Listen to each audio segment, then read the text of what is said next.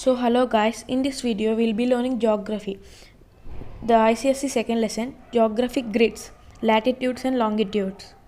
So in this episode we will be learning locating places, the grid system, equator, parallels of latitudes, methods of finding out latitudes like pole star and zenith distance, prime meridian, meridians of longitudes, longitudinal time, local and standard time, Indian standard time, time zones, international dateline, great circles and small circles, great circle routes, and finally grid of latitudes and longitudes. Locating places, the grid system. Most maps allows us to specify the location of a point on Earth surface using a coordinate system or grid system. For a two-dimensional map, the coordinate system can be used in simple geometrical relationship between perpendicular axes. So let's solve a problem to understand this better. Here the object is tortoise. So we have to find the location of the tortoise on the basis of coordinate system.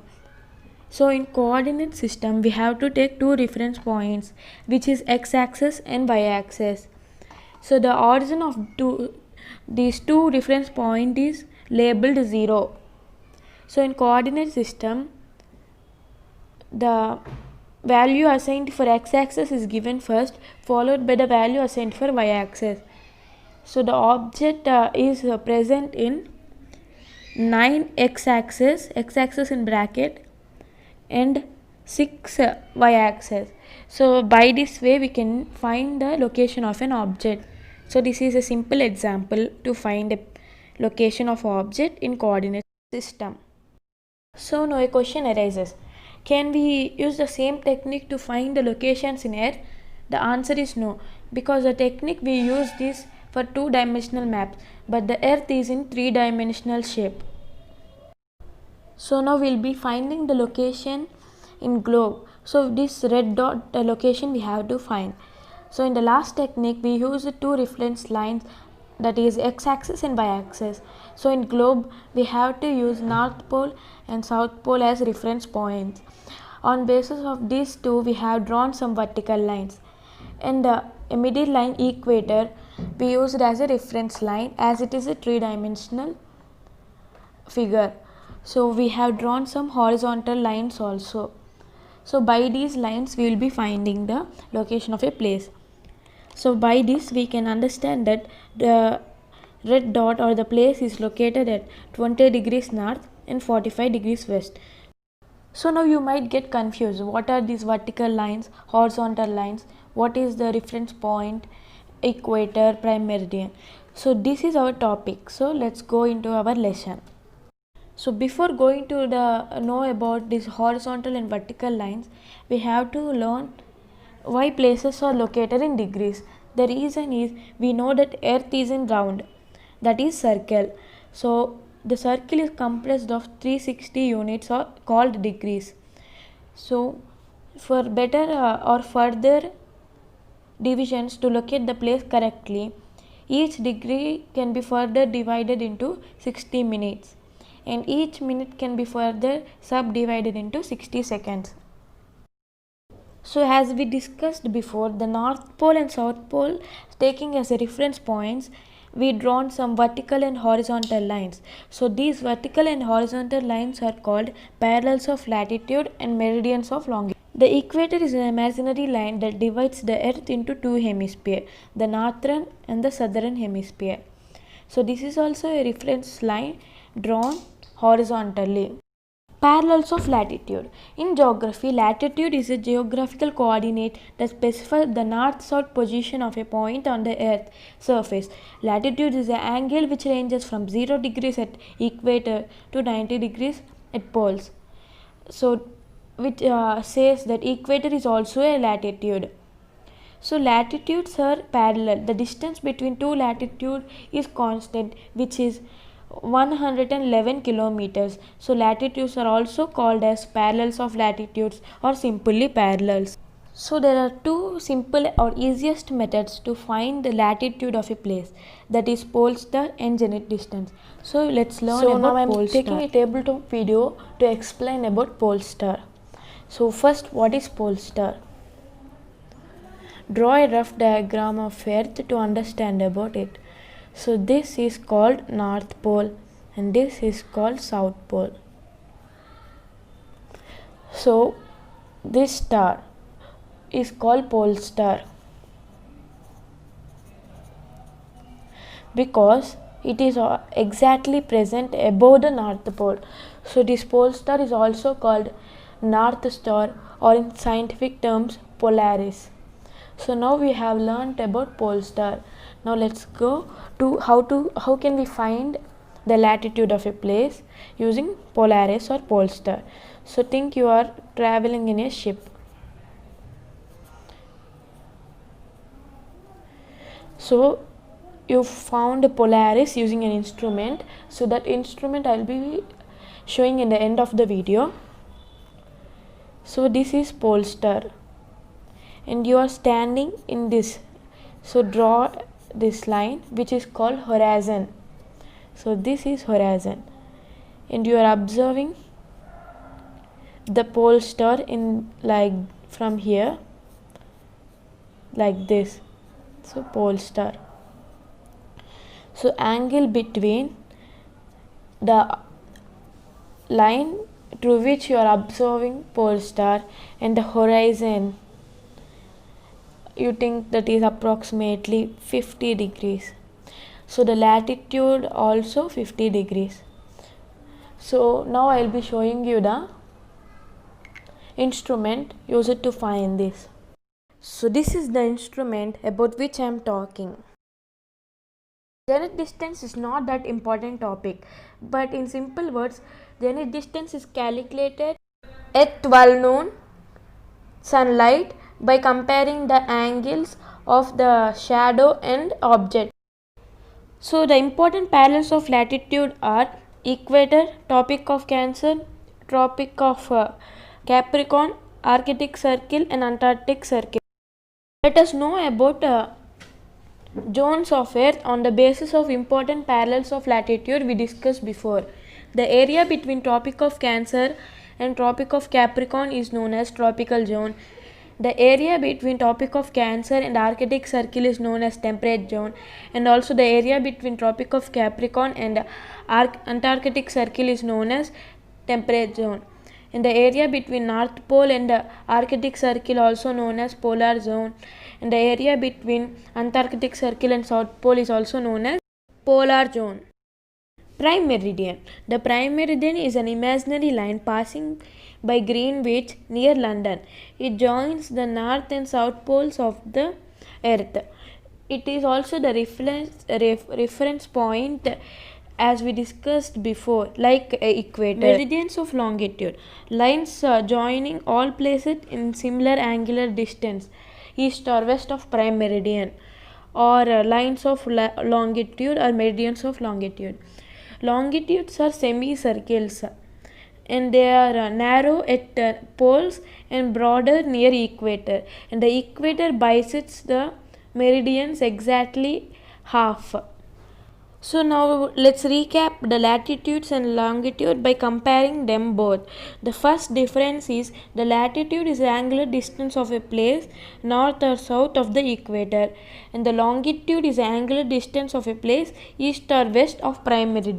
And the second difference between latitudes and longitudes are there are 180 parallels of latitude and there are 360 meridians of longitude. And the third distance between these are each parallels of latitude is a circle, but each meridian of a longitude is a semicircle. The fourth difference between these two are all the parallels of latitude are not equal in length. Rather, these become smaller towards poles, but all the longitudes are in equal length. And the fifth difference is the distance between any two parallels of latitude is equal, but the distance between any two meridians is not equal. They are broad in equator and narrow near poles. Longitudinal and time is a very easy topic. When the sun is overhead at a place, it is 12 noon. This is called local time. And on the base of this line, the Earth completes one rotation of 360 degrees in 24 hours, we can say that 15 degrees is equal to 1 hour and 1 degree can be completed in 4 minutes. So this is all about longitude and time. As we discussed before, when the sun is at overhead, it means 12 noon. So this is all about local time. So how can we find the local time? One can easily find out the local time of his or her place. For doing it, fix a stick vertically on the ground before noon. Observe its shadow. The shadow of the stick will become shorter as the noon approaches, and it will start growing longer after afternoon. When the shadow of the stick is shorter, set your watch at 12 noon. This is the local time of your place. If the people living at different places follow their local time, it will cause a lot of problems. Making of railway timetables in large countries is difficult. For example, it will be very difficult to people traveling from one place to other place even within their own country. Will have to adjust their watches according to their local time. To avoid such difficulties, uniform time throughout the country is followed in most parts of the world. This is called the standard time. The standard time of a country is based on the central meridian of the country concerned. For deciding the standard time, sometimes the meridian of the most important city is also selected.